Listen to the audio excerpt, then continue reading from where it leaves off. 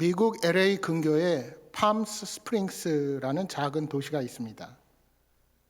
그 도시는 사막 한가운데 만들어진 일종의 계획 도시입니다. 사막 한가운데 골프장 200여 개를 만들고 그 안에 주택을 분양하여 전원 도시를 만든 것입니다. 일종의 휴양지 같은 곳으로 미국의 은퇴자들이 가장 살고 싶어하는 곳 중에 하나입니다. 그런데 그 도시에 가로등이 없다고 합니다. 돈도 많고 잘 사는 사람들이 많이 있는데 왜 길에 가로등을 설치하지 않았을까요? 그 이유는 밤하늘의 별 때문입니다. 사막 한가운데 있는 이 도시에 가로등이 없으면 별의 선명도가 가로등이 있게 되면 별의 선명도가 떨어져서 별을 잘 볼 수가 없습니다. 따라서 별을 잘 보기 위해서 가로등을 없애버린 것입니다. 여러분, 사실 가로등이 없으면 우리가 불편한 게 한두 가지가 아닙니다. 밤길을 운전하기도 불편하고 걷는 것은 더더욱 불편합니다. 이런저런 불편한 게 한두 가지가 아닌데도 시의회에서는 밤에 별빛을 비춰야 하겠다는 목표가 너무 뚜렷하기에 가로등을 없애는 중대한 결정을 내릴 수가 있었다는 것입니다. 여러분, 이 이야기가 우리 신앙인들에게 주는 교훈이 한 가지 있습니다.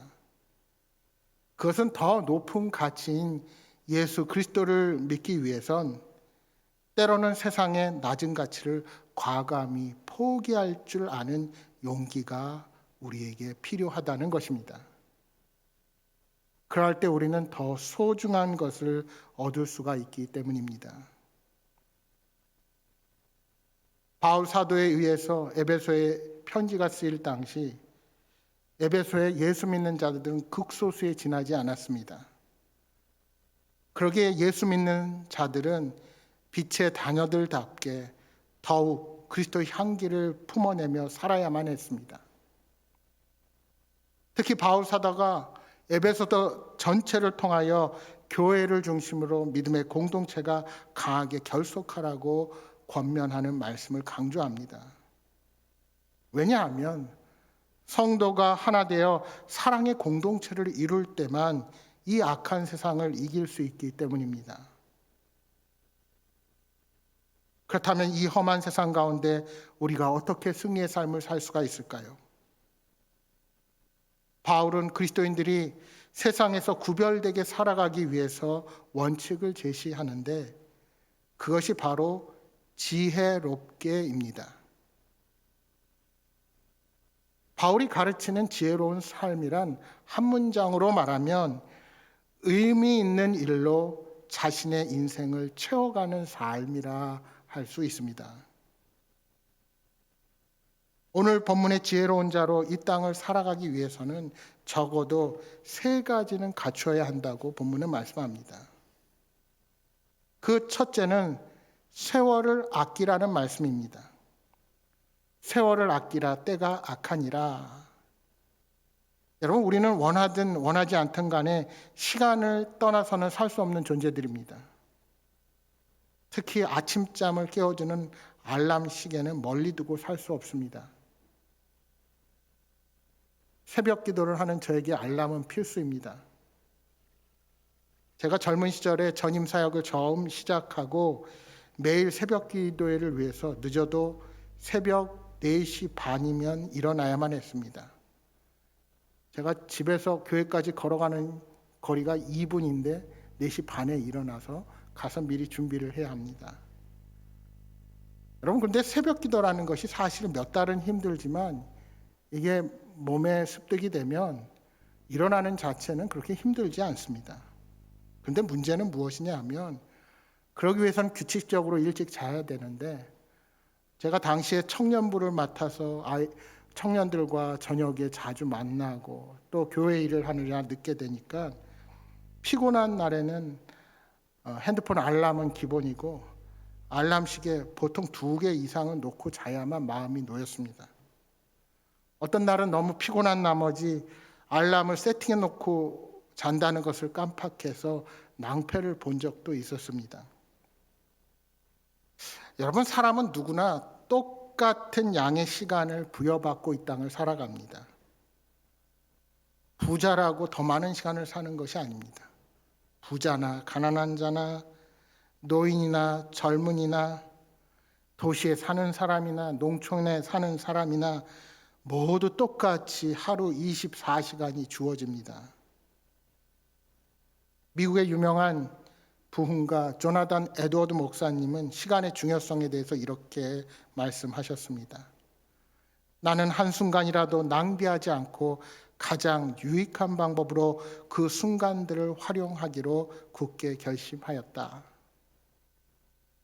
그분이 20살이 되기 이전에 이런 결단을 했습니다. 그래서 미국의 영적 대각성 운동을 주도하는 위대한 지도자가 될 수 있었습니다. 여러분, 오늘 우리에게도 이러한 결단이 필요합니다. 시간의 중요성을 깨닫고 시간을 아끼며 사용하는 그 순간부터 하나님은 그 사람을 통해서 놀라운 역사를 행하실 것입니다. 오늘 본문에 세월을 아낀다는 말의 원어적인 뜻을 살펴보면 세월을 살아 대가를 지불하고 그 시간과 기회를 잡으라 하는 의미가 포함되어 있습니다. 여러분, 세상은 점점 더 악해지고 부패되어 가고 있습니다. 우리가 정신을 차리지 않으면 나도 모르는 사이에 세상의 죄악에 그냥 물들어 버리는 그런 시대를 우리 그리스도인들이 살아가고 있습니다. 여러분, 마치 우리가 잠시라도 정원에 대한 관심을 갖지 않으면 어느 사이에 그 정원 안에 잡초가 무성해지는 것과 같습니다. 따라서 우리는 시간을 더 많이 찾으려고 애쓸 것이 아니라 내게 주어진 시간을 어떻게 지혜롭게 사용할 것인가를 깊이 생각할 수 있어야 합니다. 여러분, 우리의 인생의 성공과 실패는 내게 주어진 시간을 어떻게 사용하느냐에 달려 있다고 해도 과언이 아닐 것입니다. 그렇다고 여러분, 이 말이 하나님께서 우리에게 일 중독을 원하시거나 일 중독을 묵과하는 말로 생각해서는 안 됩니다. 여러분, 하나님께서 우리에게 일할 시간과 동시에 휴식의 시간을 함께 주셨습니다. 분명히 하나님은 무조건 열심히 일하는 것만 원하지 않으십니다. 안식하는 시간도 중요하게 생각하십니다. 문제는 주어진 시간을 하나님께서 합당하게 여기시는 대로 내가 어떻게 사용하고 있느냐는 것입니다. 무조건 열심히 하고 쉬지 말고 맹목적으로 열심히 일하는 것이 아니라 악한 세대를 살아가는 우리에게 주님께서 원하시는 대로 그 시간을 사용하는 것이 우리 삶의 관건인 것입니다. 따라서 지혜로운 자로 살아가기 위해서는 두 번째로 주님의 뜻을 이해해야 합니다. 17절 말씀입니다. 그러므로 어리석은 자가 되지 말고 오직 주의 뜻이 무엇인가 이해하라. 여러분, 여기서 주의 뜻이 무엇일까요? 여러분, 사실 세월을 아끼는 삶은 주의 뜻이 무엇인가 이해하라는 명령 속에서 구체화됩니다. 어떻게 주님의 뜻을 이해하고 지혜로워질 수가 있겠습니까? 사실 바울 사도가 이 말을 할 당시 유대인들은 그 정답을 알고 있었습니다. 이미 잠언의 말씀을 통하여 여호와를 경외하는 것이 지식과 지혜의 근본이라고 말씀하셨습니다. 뿐만 아니라 신명기 6장 말씀을 통해서 율법을 묵상하고 배우며 자녀들에게 가르치는 것이 우리 인생에 있어서 가장 중요하다는 사실을 그들은 너무나도 잘 알고 있었습니다. 결국 우리가 말씀을 읽고 묵상해야 합니다. 그렇게 하나님의 말씀을 근거로 오늘 우리 삶에 벌어질 일들의 옳고 그름을 평가할 수 있는 능력을 키워야 하는 것입니다. 저와 여러분이 영적인 삶을 위해 우리의 시간을 투자해야 할 이유가 바로 거기 있는 것입니다.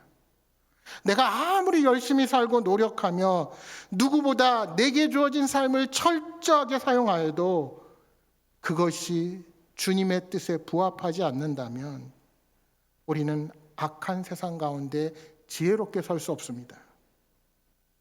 따라서 먼저 내게 주어진 시간을 열심히 활용하기 이전에 주의 뜻을 살피는 과정은 그 무엇보다 중요합니다. 독일 동화 중에 이런 이야기가 있습니다. 한 청년이 애인을 만나기로 약속하고 약속 장소에 도착했는데 너무 일찍 왔습니다. 성질이 급했던 이 청년은 새들이 지저귀고 푸르른 하늘과 주위에 아름다운 꽃이 만발한 잔디 위에 들어 누워서 그 아름다움에 취해야 하는데 오히려 애인이 나타나지 않으니까 그 모든 것이 그에게는 짜증이 났고 화가 나는 시간들이었습니다. 그에게는 애인을 기다리는 시간이 늘 고통스러웠습니다. 그는 갑작스럽게 불안한 생각과 함께 모든 것이 내게 너무 늦게 움직인다는 생각에 견딜 수가 없었습니다. 그때 갑자기 청년 앞에 노인 한 사람이 나타나서 이렇게 말했습니다. 자네 매우 초조하게 보이는데 이 단추를 자네 옷에 달아보게나 뭔가를 기다려야 할 때, 시간이 너무 걸려 초조함을 느낄 때 이 단추를 오른쪽으로 돌려보게. 그러면 자네가 원하는 만큼 시간이 껑충 뛰어갈 것일세. 그것은 참으로 이 청년이 원하는 것이었습니다. 그는 이 마술 단추를 받아서 옷에 달았는데 그리고 시험 삼아 오른쪽으로 돌렸습니다. 그랬더니 기다렸던 애인이 금방 자신 앞에 나타났습니다. 이거 참 근사한데? 그는 하루빨리 이 여인과 결혼했으면 좋겠다 생각하고 또 단추를 오른쪽으로 돌렸습니다. 그러자 어느새 그는 애인과 결혼식장에 있었습니다. 이제 식이 끝나고 아내 눈을 바라보면서 이제 다른 사람 없이 우리 둘만 있었으면 좋겠는데 생각하며 또 단추를 돌리자 곧 깊은 밤이 되어 그의 소원이 이루어졌습니다. 이처럼 그는 원하는 일이 있을 때마다 단추를 오른쪽으로 돌렸습니다. 집이 있었으면 좋겠다 생각하면 집이 생겼고 이제는 자녀가 있었으면 좋겠다 하고 돌리면 자녀가 생겼고 때마다 그의 소원이 즉시 이루어졌습니다. 그래도 그는 현재 삶에 만족스럽지가 않아서 계속 새로운 것을 위해서 단추를 오른쪽으로 돌렸습니다. 그러자 그의 인생은 잠시 동안에 다 지나가 버리고 맙니다. 그리하여 그가 미처 깨닫기도 전에 그는 노인이 되어 임종의 자리에 누워있는 자신을 발견하게 됩니다. 이제는 더 이상 단추를 돌릴 시간이 남아있지 않은 것입니다. 여러분, 왜 이런 일이 벌어졌습니까? 그 청년이 기다릴 수 없었던 것은 지금의 기다리는 시간이 그에게 의미 없어 보였기 때문입니다. 왜 의미가 없어 보였을까요? 그것은 자신의 행복과 유익, 그리고 성공만이 의미 있는 시간이라고 생각했기 때문입니다. 여러분, 세상은 우리에게 이렇게 속삭입니다. 즐거움과 쾌락이 삶의 최고의 의미라고. 그래서 사람들은 조금도 자신을 괴롭히거나 고통이 다가오는 것을 피하고 도망치고 회피하려고 합니다.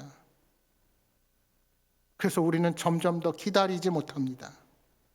가능한 내게 있는 문제를 빨리 처리하고 그저 넘어가려고 합니다. 여러분, 바로 이것이 우리가 실패하는 원인입니다.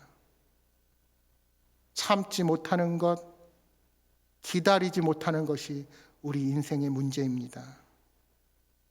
그렇게 우리는 주의 뜻을 생각하지 못한 채 정신없이 지내다가 어느덧 죽음 가까이 있는 내 자신을 발견하고 후회하게 되는 것입니다. 여러분, 기억하십시오. 우리에게 주어진 시간을 더욱 열심히 보람 있게 살기 위해서는 오히려 잠시 멈출 수 있어야 합니다. 그리고 먼저 주님을 위해 내 시간을 드려야 합니다. 왜 그렇습니까? 주의 뜻을 먼저 이해해야 하기 때문입니다. 먼저 내가 주 앞에서 주의 뜻을 돌아보고 기도하며 하나님의 뜻을 찾고 나아가는 자는 그 누구보다 자신에게 주어진 시간을 잘 사용할 수 있게 될 것입니다. 종교개혁자 마르틴 루터가 고백했습니다. 나는 바쁠수록 더 많이 기도해야만 했다. 바쁠수록 하나님의 뜻대로 시간을 사용하기 위해서 루터는 더욱 기도했습니다. 세월을 낭비하지 않기 위해서도 더욱 기도의 자리에 있었습니다. 따라서 우리가 하나님의 뜻을 알기 위해서도 더욱 기도의 무릎을 꿇어야 합니다.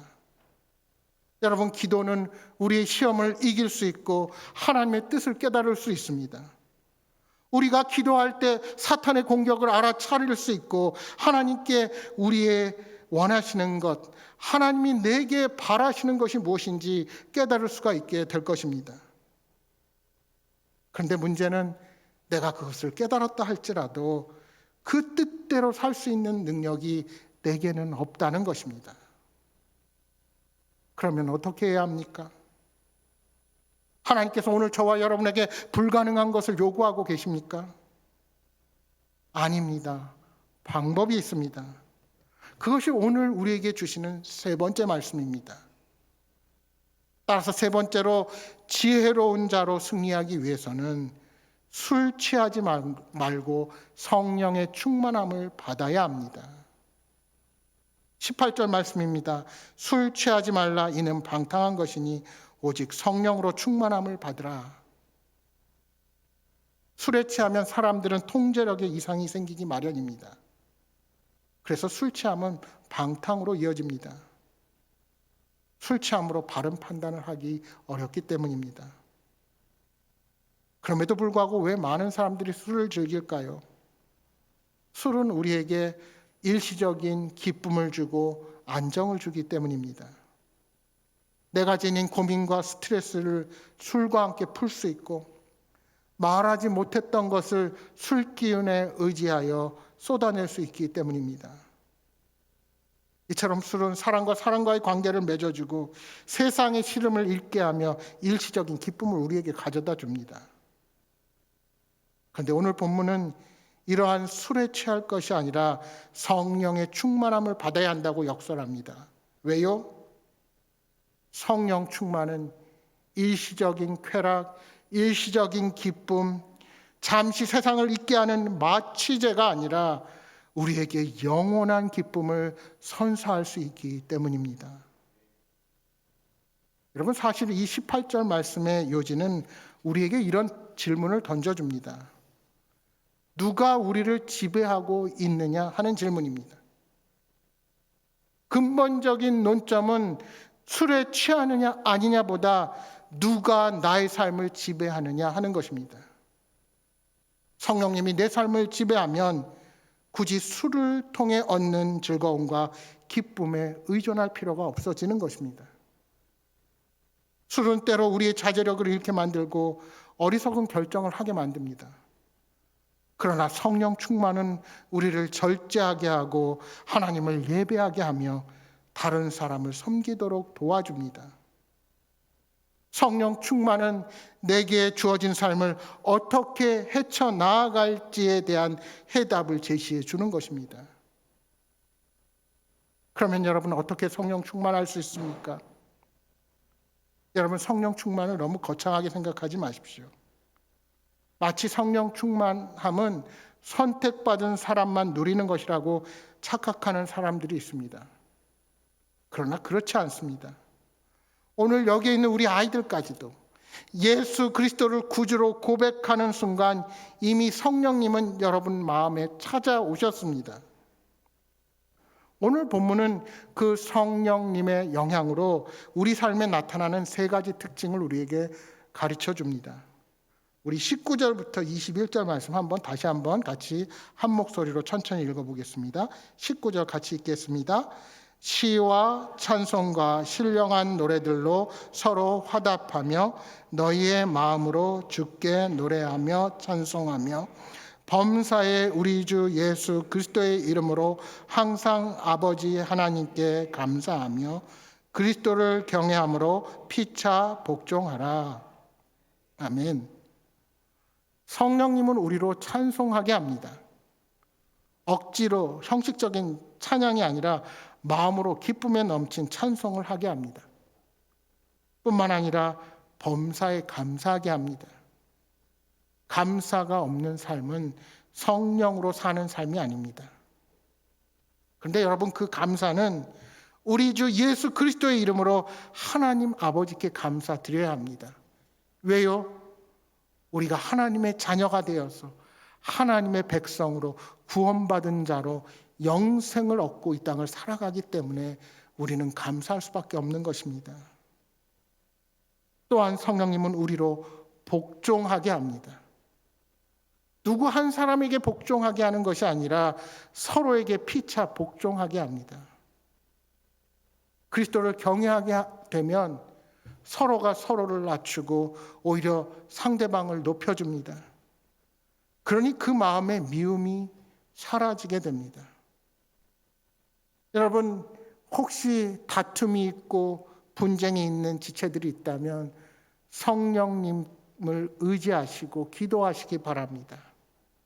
여러분을 화평으로, 사랑으로, 서로를 존경으로 대할 수 있게 될 것입니다. 여러분, 이 바울의 가르침을 실천하는 것이 무엇일까요? 사실 초대교회에서는 시와 노래를 통해서 말씀 공부를 했습니다. 지금처럼 교육을 많이 받지 않았기에 시와 노래가 오히려 그들에게 말씀 공부를 시켜 주었습니다. 우리는 주로 설교나 강의를 통해 말씀 교육이 이루어지지만 초대교회에서는 비정형화된 모임, 소그룹이나 가정에서 모일 때 늘 말씀 교육이 시와 노래로 이루어졌습니다.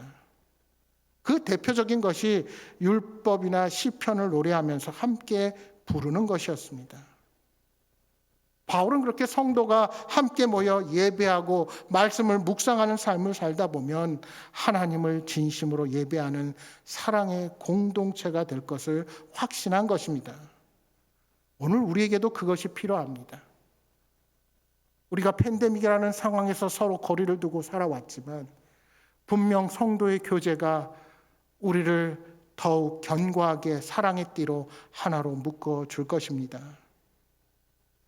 우리의 교회 또한 마찬가지입니다.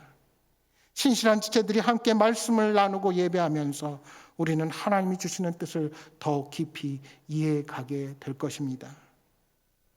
사랑하는 여러분, 우리에게 주어진 시간을 아끼고 주의 뜻을 이해하고 성령 충만하기 위해서 오늘 저와 여러분이 결단해야 할 것이 있습니다. 그것은 시간의 11조를 드리는 것입니다. 여러분, 11조는 원래 내게 주신 소득의 10분의 1을 하나님의 것으로 구분하여서 드리는 것입니다.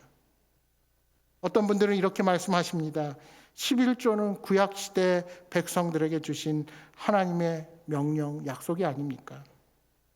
신약의 시대를 사는 우리가 그것을 왜 굳이 지켜야 합니까? 그러나 여러분, 11조의 정신은 10분의 1을 드리는 것 자체에만 있지 않습니다. 내게 주어진 모든 소유가 주님의 것인데 그 중에 일부를 구분하여 드리면서 모든 것이 하나님의 은혜라고 고백하는 데에 있습니다.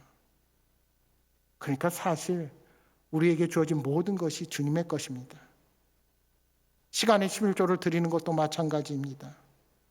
내게 주어진 모든 시간이 주님의 것인데 그 중에 일부를 주를 위해 드리면서 내 자신이 주님의 것임을 인정하는 것입니다. 여러분, 시간의 11조가 힘들면 시간의 21조, 30분의 1조도 좋습니다.